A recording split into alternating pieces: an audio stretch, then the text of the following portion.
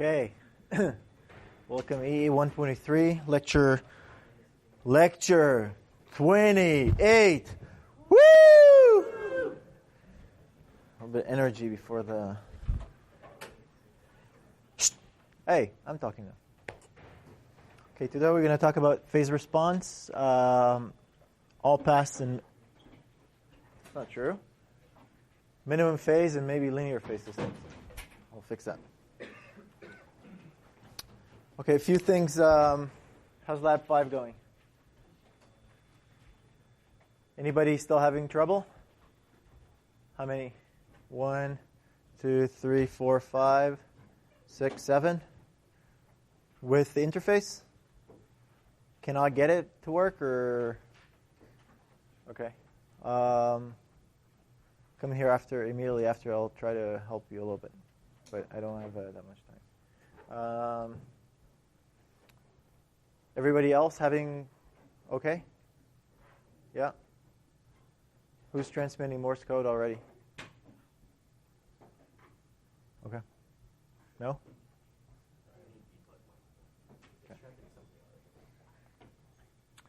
Okay, so Lab 6, which will be a pre-lab and a lab, is about digital communication. The pre-lab is basically has explanation of what is digital communication, different digital communication modulations. And then it's an IPython notebook, which goes through them and has code for you to just basically run, and so you can see how they look and what they mean and what people do with this. And that's the pre-lab. And then the lab component will be an implementation of frequency shift keying in the audio range. Okay, so encoding information by changing frequencies, by switching between two frequencies. And what you're going to do is you're going to implement a modulator and a demodulator for frequency shift keying, which in fact is the one that's used for the APRS ham amateur radio system, which is going to be the next part of it. Probably call it Lab 6B. Which is going to be using the modem that you've written, the encoder and demodulation, in order to implement a full system that you can send packets and receive packets and communicate with APRS nodes. Okay, so you'll be able to text yourself and text friends and send an email through your radio and so on and so forth. So it's really, I think, a really nice lab. Again, like everything is real, It's going to have its hiccups, but last time it was really rewarding for a lot of people, and I think almost everybody got it to work.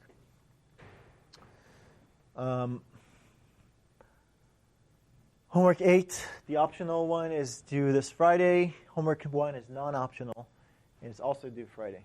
Okay, but it's relatively small, only 3 questions. Okay. I'll talk about Lab 6 and the projects on Wednesday. Okay, I'm going to spend the whole lecture on this.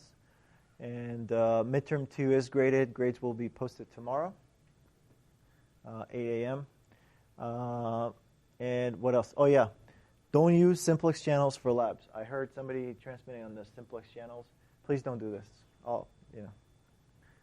There's experimental channels. The simplex channels are used mostly for voice, and people actually use them.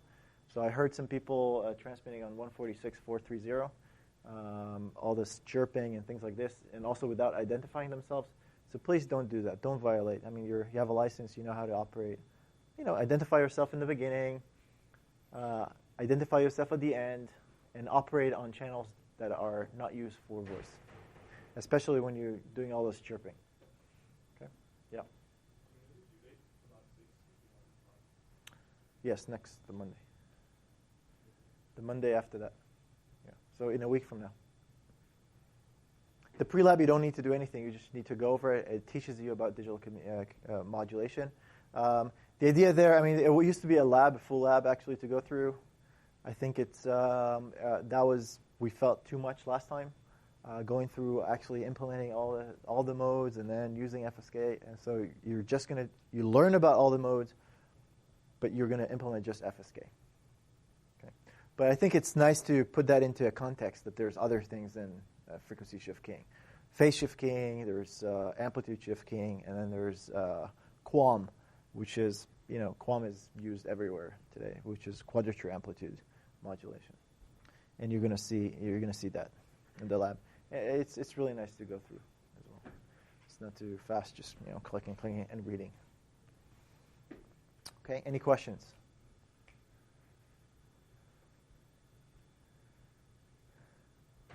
Please ask at least one. I need to catch my breath.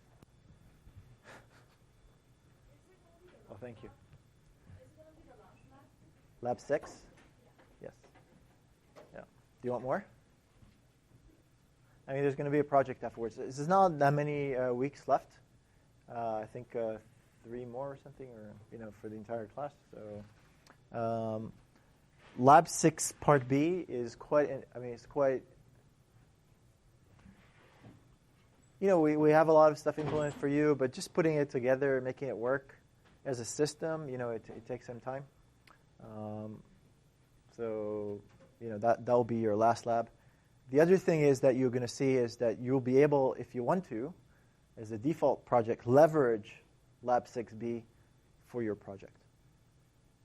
Okay, so that's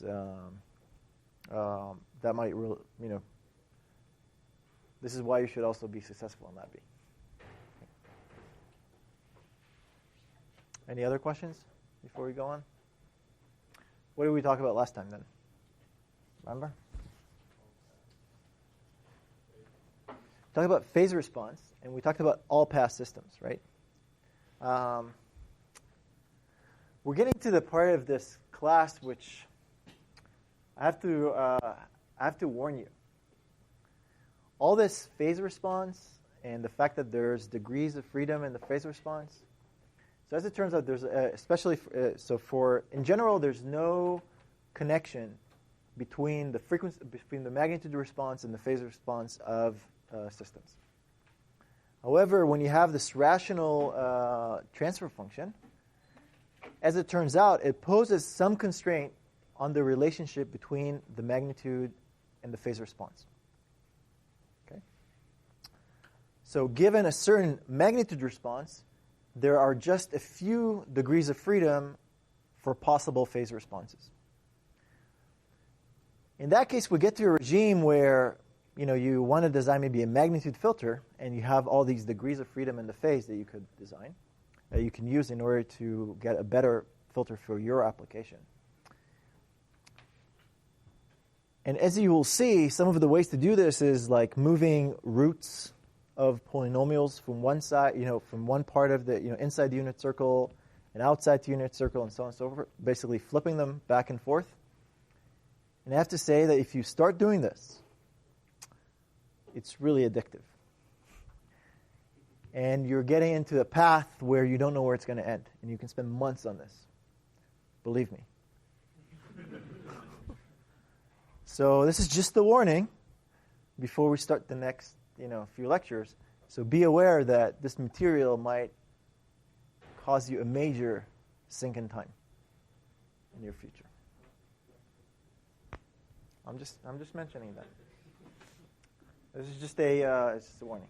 So we talked about all-pass system, a general all-pass systems, where you have, in order to get what is an all-pass filter, LTI system, is a system in which the magnitude response is 1, but of course it has a phase response. In order to do that, then we need, for every root, for every pole inside the unit circle, we'll have to have a 0 in the 1 over conjugate position outside of the unit circle, so that the effect of the magnitude effect of this pole and 0 would cancel. Basically what it says is that at every point on the unit circle, the distance between this point and the unit circle is inverse to the other one. And so when you remember what was the magnitude response from a pole,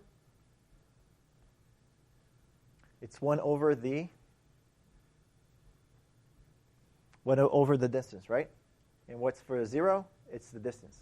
And so in that case, when they're exactly at 1 over conjugate, then the effect of the magnitude cancels. However, the phase doesn't. The phase actually adds. Okay, the corresponding phase will add, and it will be quite significant. But the magnitude response for this configuration is basically 1.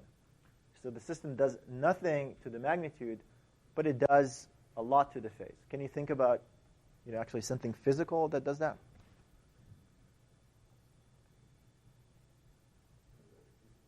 Yeah, a piece of glass. That's right. A piece of glass does that. If glass potentially doesn't attenuate light, it does a little bit. But let's say it doesn't, then it does though change the phase. Okay, so if you have a lens, okay, a lens does that, and a lens obviously, focuses things, right? And so you can think of a lens actually. If you learn a little bit of Fourier optics, you'll understand that a lens computes the two-dimensional Fourier transform at a certain length from the lens of an image. How can you compute so-called Fourier transform with an all-pass system?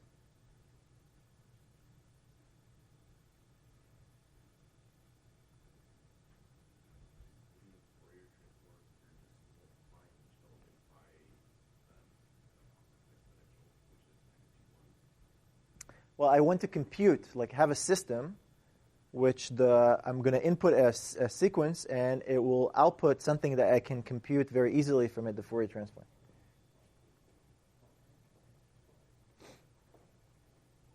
So again, back to what's called if you have a system which gives you different delays for different frequencies, different group delay, so linear group delay, okay, for different frequencies, then any input that will come in, the output over time will be effectively the Fourier transform. Okay, so low frequencies, let's say, would not be delayed, and high frequencies would be delayed by a lot. Then any signal that you're going to come in, by looking at time, you'll be able to measure the frequency of the signal, right? And that would have a magnitude 1. And in fact, the system is really like a chirp. Okay, a chirp is such a system.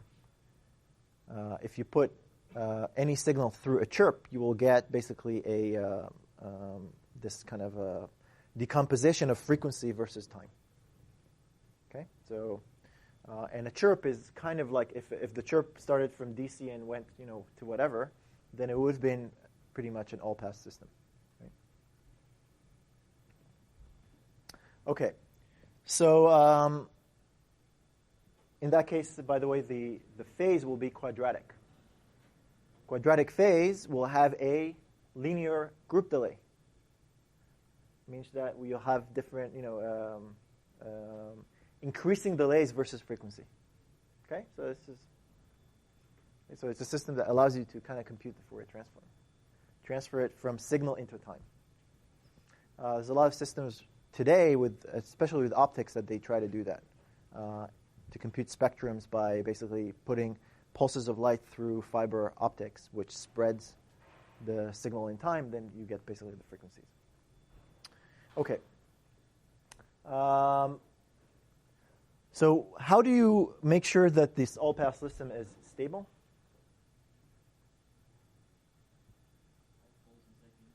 All poles have to be inside the unit circle.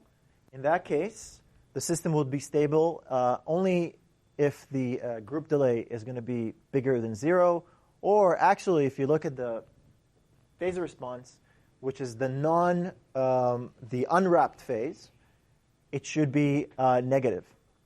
In that case, the delay will be positive, the phase will be negative, which is called phase lag. And if you look at the book, there's actually proof for this, but I don't want to spend too much time.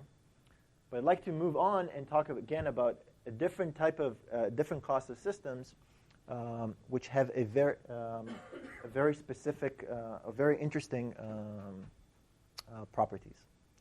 So the next system we're going to talk about is minimum phase systems. And the definition of a minimum phase system is the following: a stable and causal system, which means that the poles are inside the unit circle, whose inverse is also stable and causal, which means that the zeros, again, are inside, the zeros and poles are inside the unit circle, is the minimum phase system. What? Did I make a mistake? The what?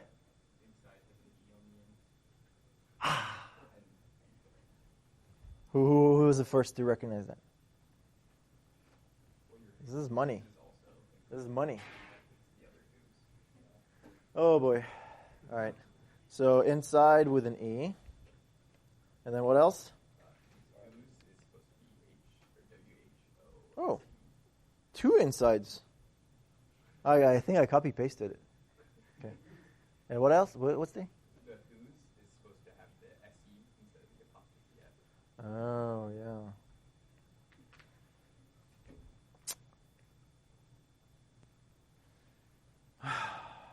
Thank you.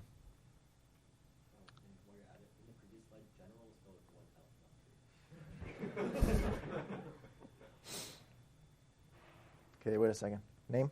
Max Morton. You're getting $1 only, though.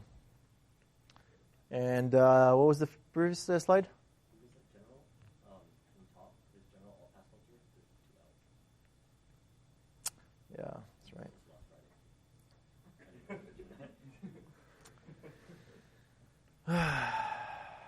Okay. All right, thank you. And your name? Edward. Edward what? L-E-I. $1. Man, I'm 1, 2, 3, 4, 5, 6, 7, $8. All right. Okay, so this is a very unique configuration in which, again, all the zeros and poles have to be inside the unit circle. That defines the minimum phase. And the advantage of this system is that if we look at the inverse, basically in an inverse system, the poles and the zeros change place. Okay? Whatever was a pole becomes a zero. Whatever was a zero becomes a pole. But because they are in the unit circle, inside the unit circle, that means that it is causal and stable. That means that it is possible to find an inverse for that system. Okay? Even though it's an IIR system and so on and so forth. Okay? So that makes it very powerful. Yep. When you flip the magnitude, would you also, when you flip the transfer function, would you also flip the magnitude so that it would change to be on the opposite side of the No. You just flip the root. Whatever was the root in the nominator is now a root in the denominator, which means that it's a pole. Whatever was a root in the denominator, which was a pole, now it's a root in the nominator, right? Which means that it's a zero. If you multiply these transfer functions together, you get basically nothing, right? The unit, right? So it means that it is invertible. You actually get the right inverse, and the inverse of that system is a stable system. Okay? So it's very powerful. So if you're if you have a situation where whatever signal goes through a minimum phase system, and you're in good shape. That means that you can reverse whatever happened to that system. Okay. So as it turns out, any stable causal system can be decomposed into a component which is a minimum phase, multiplied by a component which is an all pass. Okay. Every system can be decomposed in this. Every system which is, of course, stable and causal. It can be decomposed into this type of a configuration. And the approach actually to do this decomposition is to first construct this an all pass with all the zeros outside the unit circle, not inside the unit circle, and then compute h of z divided by h of all pass, which will give you the minimum phase configuration. Okay, so here's an example. Let's say you have a transfer function which looks like this. It has a 0 at 3 and then a pole at a half. What we're going to do is we're going to set an all pass to have the 0 at the outside and then we're just going to add a pole at 1/3. Okay, so we're adding a pole at this place, and so in order to get the minimum phase component of it, we need to take the transfer function and divide, and what you'll see is that everything cancels when you have also a 0 at this position. Okay, so if you now, has exactly the same zero pole configuration as this one because these two will cancel. So if you multiply this by this, you will get that. Yeah. So you add both the 0 and the pole at the same time? Yes, that's what ends up when you. Okay, so I look at the all-pass system will be the 0 outside, and then the pole inside. Okay, that's going to be the all-pass system. Then you take this and divide by the all-pass to get the minimum phase. Okay, so that basically just gives you this decomposition. But if you actually think, that basically just gives you this decomposition. Okay. Now the advantage is that if you have some signal that goes through a distortion, for example, some communication channel with certain delays and so on and so forth. What you like to do is to, when on the receiving end, you'd like to apply some compensation filter that will compensate for all the things that signal went through. Okay, for example, certain fading or not. One thing that you'll often see in communication is equalization filter. If different frequencies have been attenuated differently, then you'll have this equalization filter that before you do the decoding. In OFDM, for those that know what it means, systems, in Wi-Fi, it happens all the time. Yeah. Would you ever compensate before you actually send it over the distortion channel? Oh, so pre-compensation. Yeah, you can do pre-compensation, but you need to estimate actually what is actually it's doing. And they do that. You know where they do this? There's two applications that they do this all the time. They do it with astronomy. When you in telescopes, when you want to look at the stars, and you want to you want to look from Earth, not from space, there's all these atmospheric distortion. So what they do is they estimate what will be the distortion created by the atmosphere, and then perform aberrations that will correct for this. And so they effectively focus whatever distortion the atmosphere is creating. And they do that dynamically.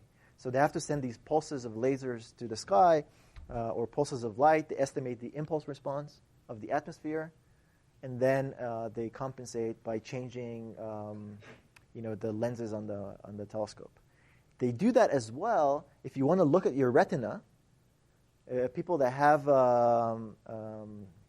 defective eyesight, if you want to look at their retina, one of the issues is that their lens is creating these aberrations. So you can't really look at the retina very well. And so they use adaptive optics to correct for the aberrations in order to be able to look at the retina very well. And again, in this exactly same technique that they use to look at the skies. Okay, so this is an example.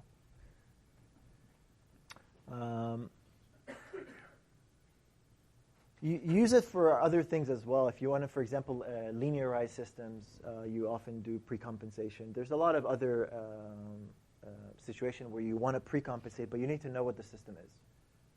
And sometimes it's on both sides. You pre-compensate a little bit, but also you post-compensate. And so you might actually get a better result at the end, especially if nonlinear things happen. Do you have a question? Okay. So if HD of Z is a minimum phase system, then it's really easy. You just design the inverse system. And it's stable, and it's causal. It's not a problem. Okay? And if it's not, then what you do is you decompose it into a minimum phase and then an all-pass, and then you compensate for the minimum phase component. Okay, so you, for example, compensate for the magnitude response, okay, of that system. Okay, it is possible to compensate for some of the nonlinear phase, but you would, if you have some delay for that, you would not be able to compensate. So you might have a global delay afterwards. So why does it actually called minimum phase? So I said before, and this is where we're getting into the, Alice in Wonderland, that you get into the rabbit hole, right? Thank you for the help. We get into the rabbit hole.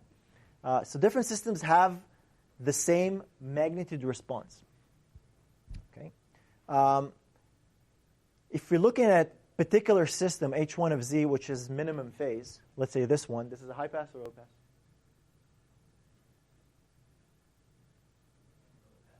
Why? Why low pass? You're absolutely correct. Well, why low pass? The zeros are in the high frequency, so they'll attenuate the high frequencies. That's right. This is a minimum phase low pass system. Okay. Minimum phase low pass system. There are several configurations which have the exact same magnitude response, but will have different phase responses. And there's a finite number of them.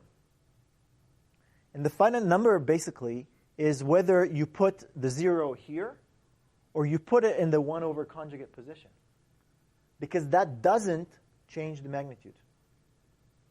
This is what I call, or in some areas they call root flipping. You flip the roots. Okay? I can move the 0 into another position, in the 1 over conjugate position, which will give me the exact same magnitude response, but completely different phase response. And how many degrees of freedom? Well, it's just a combinatorial problem, okay, of how you position this. Okay? So I can make a maximum phase, which is basically all the zeros are outside of the unit circle. Okay?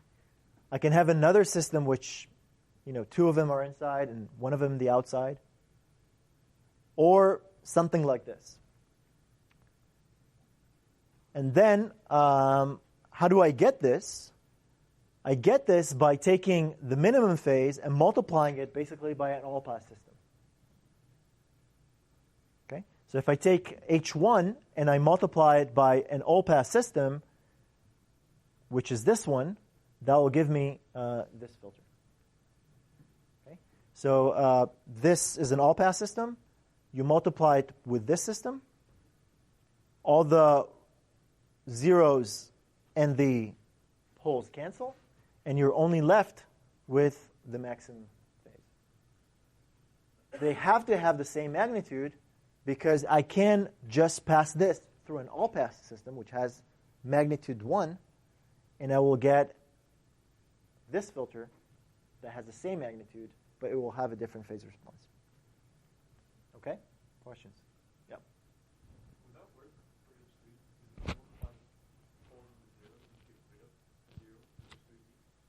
H3? Let's see. Maybe you found another bug. But let's see. You take this and you multiply with this, right? So 2 zeros are these and this are canceled by these 2 poles, right? So that's good because here they're canceled. The inner one are left, right? When you multiply this with this, right? So the outer one. This is the outer one. Sorry, maybe it's not that clear on this figure. The other one are canceled, and the inner one are left. So the inner one are left, and that's the zeros from the outer ones. Okay? Yeah, actually, this is one of the rare cases where I'm right. Yeah. Does this make sense? So if you think about this, we can design a minimum phase filter. Okay? And let's say I have an application which I'm only interested in the magnitude of that filter. I can then optimize for other properties. For example, maybe I want the impulse response to have a low peak amplitude. Maybe I can then modify the roots of the polynomial, do root flipping, such that it spreads it. And in a case where you have, let's say, 128 roots, that can become really challenging. And that's how you spend about 2 months watching root flips. Trust me.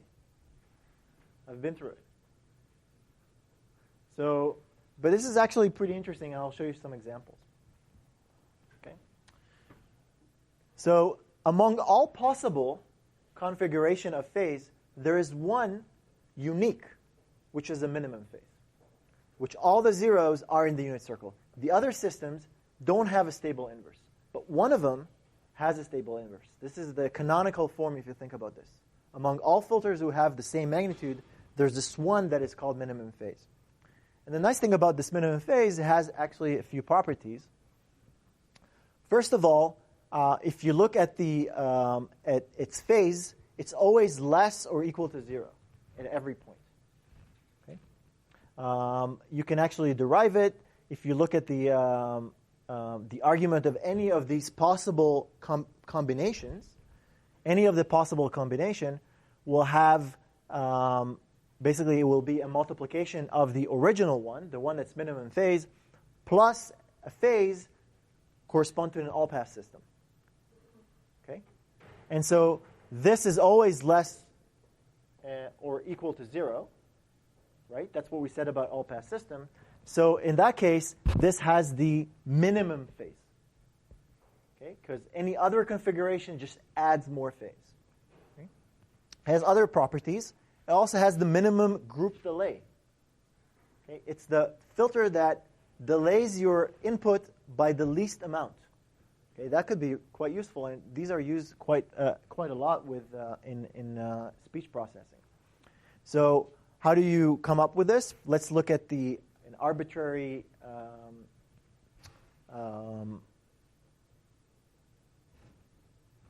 system, and it's decomposed into a minimum phase and multiplied by a all-pass system. If we look at the group delay, it's the addition of them, right?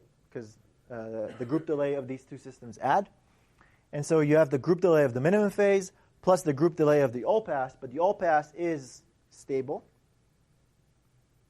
right? Because always the poles are in inside the unit circles. So because it's stable, it always has a positive group delay. So we're just going to add delay if we're not going to be using for the same magnitude system, we're just adding delay if we're not using the minimum phase system. Okay? And finally, it has this another property which is called minimum energy delay, which means that all the energy is in the beginning of the pulse, of the impulse response, okay, as opposed to maybe in the later part of the impulse response. And there's a problem actually that you might or may not be solving. Maybe the next homework. 572. Next week you'll look at that problem, and you'll be solving this. Okay. So these are nice and interesting features, but let me actually show you how this, just so you get intuition of why is this. Let's look actually at some examples. So here are two systems which have the exact same magnitude response. This one, and this is the magnitude response. It's a high pass, low pass, band pass. It's a low pass system, right? It's a low pass system. In fact, it is, I don't know if it's an equiripple, but maybe. It looks like it's almost equiripple system. So there's some ripple. It's an equiripple in the pass band, equiripple in the stop band. If you look at the phase response of the minimum phase, you see that it's negative, right? It is negative. There's a phase wrap, so ignore the phase wrap. But there's not much, phase that's changing compared to a maximum phase system, which has significant amount of phase accruing. Look how much it wraps. Okay? So the phase change over time is quite significant. If you want to look at the impulse responses of these, how do you think they're going to look like?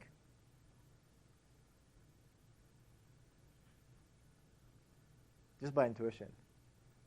I mean, how do you get a lot of delay? Where's the main, if you think of a low-pass filter, right? It should kind of look like a sink, right? Kind of look. But a minimum phase filter is not going to look like a sink. Actually, it's not symmetric. This is a nonlinear phase, so it has to be non-symmetric. Okay, it's only symmetric if it's linear phase. This is nonlinear, so it's non-symmetric. So there's going to be some main lobe or something, and then some ripple. That's kind of like what a low-pass filter is.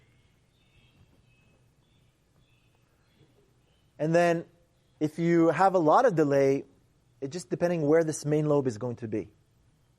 Okay, if it's going to be later, then it's going to have a lot of delay. If it's going to be early, then it's going to have less delay. Okay. So are you ready to see your first minimum phase filter? You ready? You excited? I love minimum phase filters. I love it. I love it. They're great. Ta-da. That's the minimum phase. This is a low-pass filter. It's a beautiful low-pass filter. Sweet. Sweet low-pass filter. This is also a sweet low-pass filter, but you see that it's just complete mirror of each other. This one has minimum phase. Why? And minimum delay. Why it has minimum delay? If you think about this, because the peak is at the second sample. So its delay is really just almost like just one sample. Kind of, right? The delay of the maximum phase is 8 samples. Okay? And this is just by flipping the roots. Okay? Now, once you got me flipping, I can flip more roots, right? I can flip any root that I want. I can take this one, pull it out, put in this one out, and so on and so forth, right? I can do any combinations. You want to look at some nice combinations? Right. Even if you didn't want to, I will show you. Because I really like it. I used to play for this like months, I'm telling you. All right, here's an example where I created a complex filter, which has the same magnitude response. I took the one here, the 0 here, and I flip it to the other side. And I took this one and I flip it the other side. Basically, I alternated. Take a look. All 4 are here. I took this one out and I took this one out. So I alternated. Okay. Look what's interesting here. This is almost linear phase. Like everything is like, it's just a center. The delay is in the center, right? It's like, it's almost symmetric. It's an almost symmetric filter. And why is that? Is because each one of these zeros, contribute a certain amount of phase. Now, if you think about this, if that 0 was here, then it would have exact opposite phase that would cancel, with just, the nonlinear part. But the fact that I alternate kind of gives me something that is almost linear. When we talk about linear phase system, which I forgot to talk about, you'll see that you'll have always conjugate pairs. This one almost approximately have conjugate pairs. 1 over conjugate pairs, right? This one and this one, right? Instead of having here, it's a little bit shifted, but their phase a little bit cancels, but not so much. Anyway, it gives us this complex behavior. And now if I do something like this, then I get this filter that looks like this. Would you imagine that this is actually a low-pass system filter? This is a low-pass. Has exactly the same magnitude response. Cool, huh? Here's the difference between a minimum phase and a linear phase of the same order that I tried to design a low-pass filter with the same criteria. Okay, in terms of the ripple in the pass band and the stop band. Okay, a linear phase, remember, has no linear phase component. Okay, minimum phase has some nonlinearity in the phase. A linear phase is very symmetric. Right? It's symmetric. And if you look at the zeros, this one has exactly a 0 in the 1 over conjugate. Okay? That makes the nonlinear component of the phase that these zeros attribute cancel.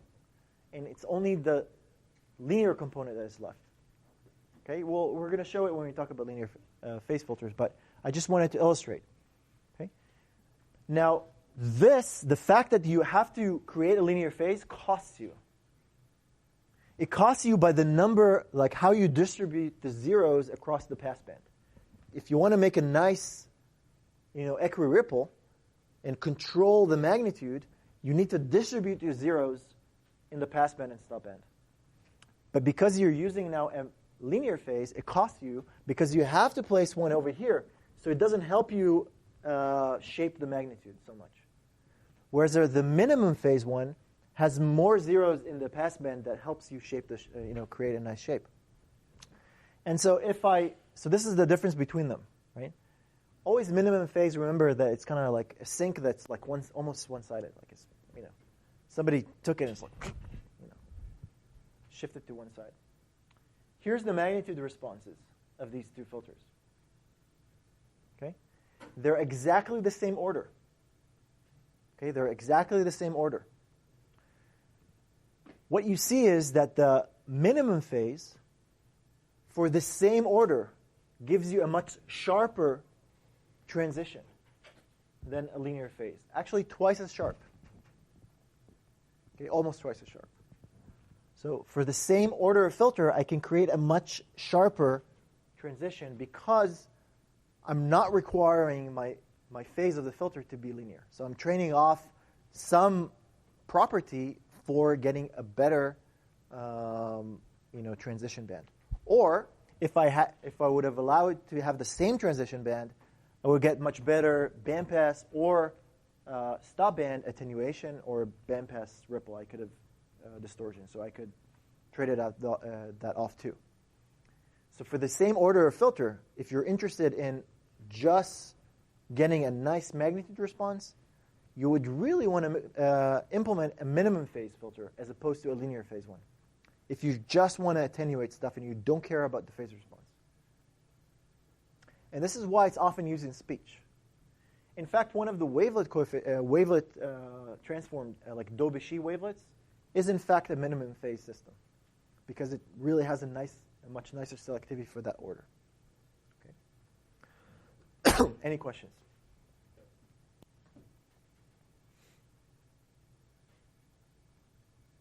Yeah. How do you know what situations you would rather want phase information and want phase information? Well, phase information you get all the time. Care more about. But the question is whether you care about the phase distortions, right? And so, actually, the phase distortion out of minimum phase system is not too bad. For example, for speech. Speech is intelligible. You can barely hear the difference. And so in those applications, it's actually pretty useful to use a nonlinear phase. Okay. Images, I don't remember, but it could be also. It's really when you're limited in your, you want to really attenuate certain frequencies, you care about that more than some distortions in your passband. That is one of the cases that I would definitely use this. Or if you have a very narrow transition, right? You want to attenuate these, but you really want to be able to pass these and not touch them, right? That's a case when I would use a minimum phase rather than a maximum phase. In MRI, in fact, we use this quite a bit.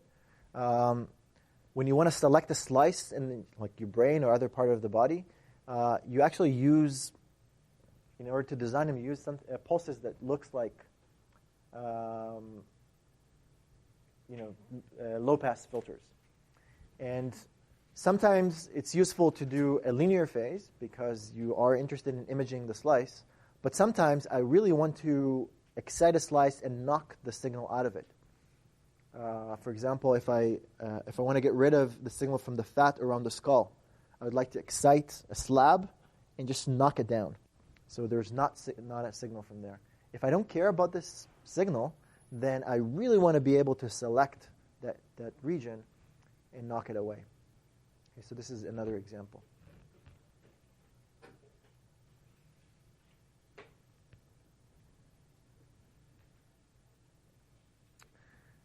How do you design a minimum phase?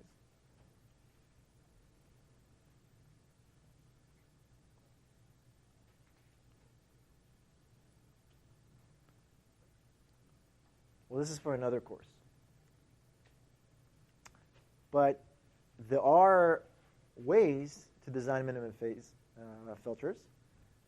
Basically, you design a very particular linear phase system that you can then decompose it into a minimum phase. And there's several techniques that people use. One of them is actually computing the roots of a polynomial, of the Z transform. That's one way. Or there's another way to do a Hilbert transform on the log spectrum. But anyway, This is the one part of the book. At the end of the book, there's a part on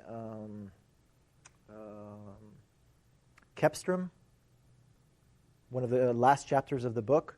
If you are interested in reading about how to get a minimum phase system, then you can actually look at this as a reference. Okay? Or just, again, run a function that creates a minimum phase filter for you. Okay, so we have 5 more minutes. I want to just maybe start talking about linear phase system, because this is really the class of filters that you'd be most likely to use. They have, they have really nice properties in the way that they really don't have any phase distortions whatsoever. And the signal has just a pure delay, okay, for all frequencies. Now, the thing is, we're not really just interested in the linear phase system. What we're really interested in any filter that has a constant group delay. If we have these jumps in the phase, maybe by pi due to those zero crossings, for example, those don't affect this distortion or delays in different frequencies. So what we really want is a linear group delay. In that case, we can extend the class of linear phase into what's called a generalized linear phase, in which you look at the frequency response of a system and you decompose it into some a e to the I j omega multiplied by some how do you call this? Not linear, but affine, an affine function. Okay, and this frequency response here allows for sign changes. So this is a real frequency response that allow for sign changes, and you put all the affine phase into this component. Okay, if you can decompose your system into this form, that is a generalized linear phase. Why is that interesting? Because if I look at the group delay is really the negative derivative of the phase. What is the phase? This is the phase. When you take the derivative, the constant part doesn't matter, and you're only left with a constant group delay. Okay? This is why it is interesting to us. So the group delay for us will be just alpha, except when a e to j omega changes sign, but that actually doesn't affect. Okay, it just flips it, but it doesn't create these delays in different frequencies.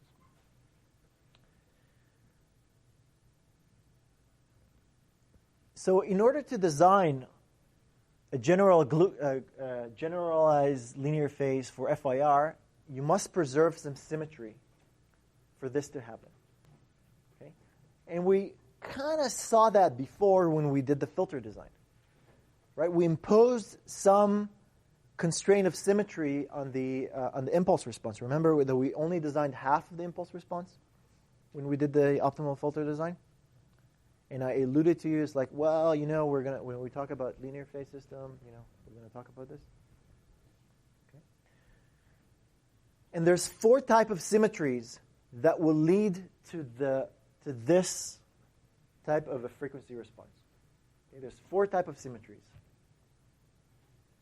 And they're called type 1, type 2, type 3, and type 4. Right? 4 types of symmetry. And it's not that hard to remember. But what's really hard to remember is which type is what. Okay? And I really don't know why they've decided to call this type 1, type 2, type 3, type 4 without really referring to what is really the symmetry is, because now you have to remember this.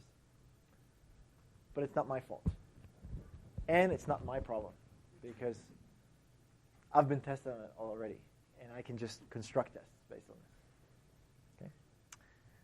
So what we're going to do next time is we're going to talk about the symmetry of these type of of impulse responses that would lead to a generalized linear phase.